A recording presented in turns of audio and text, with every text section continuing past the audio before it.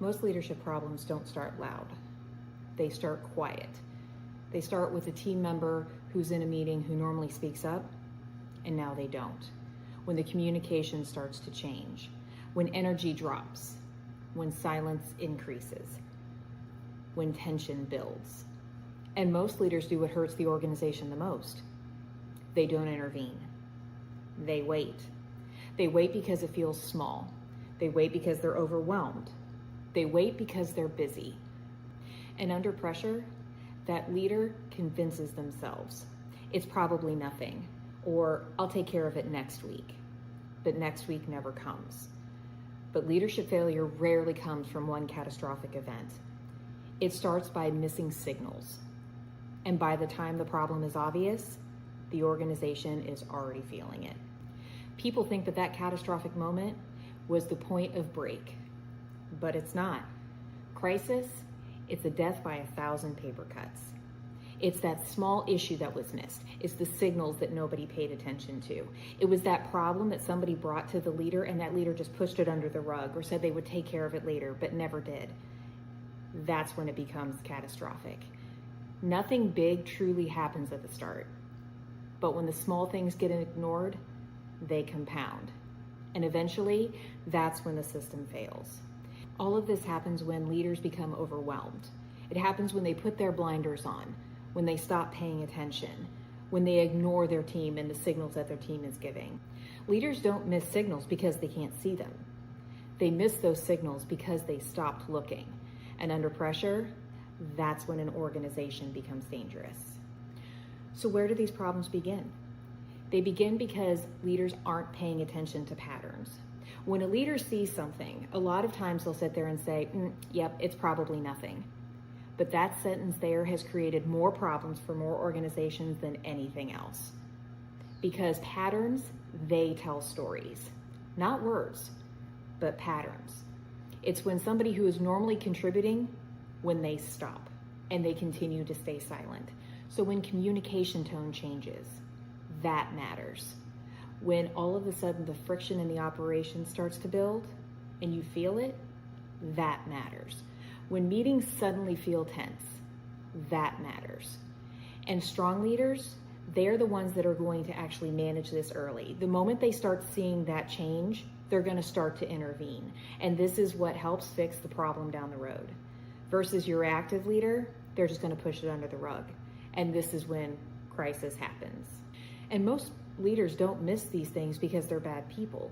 They miss them because they get overwhelmed. They're distracted. They're emotionally avoiding the conflict. That's a big one.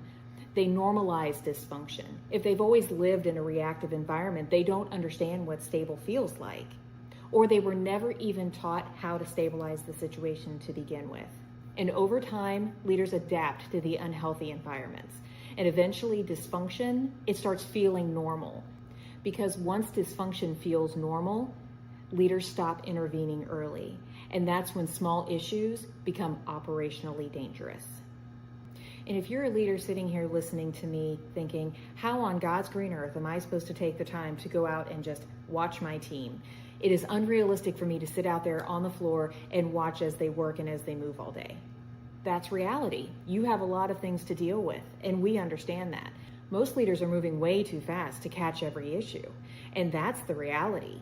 That's the overloaded piece. They're trying to balance operations and staffing and schedules and emails and projects and metrics and all of the other constant decision making.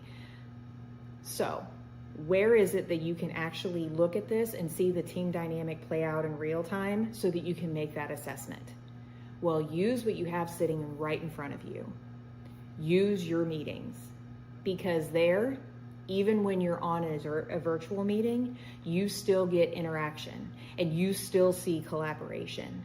This is where you can pay attention. You want to take that time and use all of those dynamics in that meeting to monitor your team's collaboration.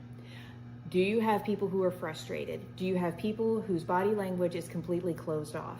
Are they leaning back away from the group and crossing their arms? Or are they looking aggressive? Or are they looking down? All of these things are signs that you may have a tense problem in your organization and within your department. Because body language will give you more insight than words ever will. Body language is going to show itself way before anybody says anything. So instead of spending time paying attention to the agenda and to the talking points and to the next meeting, watch those team dynamics. See how they're collaborating. Watch that body language, because it's going to give you more insight in that matter of an hour or 45 minutes of that team meeting than spending 6 hours on the floor ever will. And this is how strong leaders will use their time strategically, because they understand they don't have time necessarily to be out on the floor all day, because they have a lot of responsibilities that require office work. But they're going to take this time and they're going to pay attention. And they're going to pay attention to the different people in the room that usually are collaborating or talking, and then all of a sudden they're silent. And maybe one day is a one-off and maybe somebody's having a bad day, and that's okay. But that doesn't mean that you shouldn't go follow up with that person. That's how a strong leader pays attention, and that is how they are successful, because they step onto these situations quickly and they manage them as soon as they see them. If you're building leadership in high pressure environments, this is exactly what BA Solutions focuses on. Not motivational leadership, operational leadership, pressure leadership, communication systems, signal recognition, organizational stabilization, because reactive organizations don't collapse all at once. They destabilize slowly at first. A lot of the concepts that we're covering today, we've actually covered in previous videos. So if you're interested, go ahead and take a look back at our page. We have things such as avoidance and situational awareness and leaders talking too much and reactive communication and operational trust.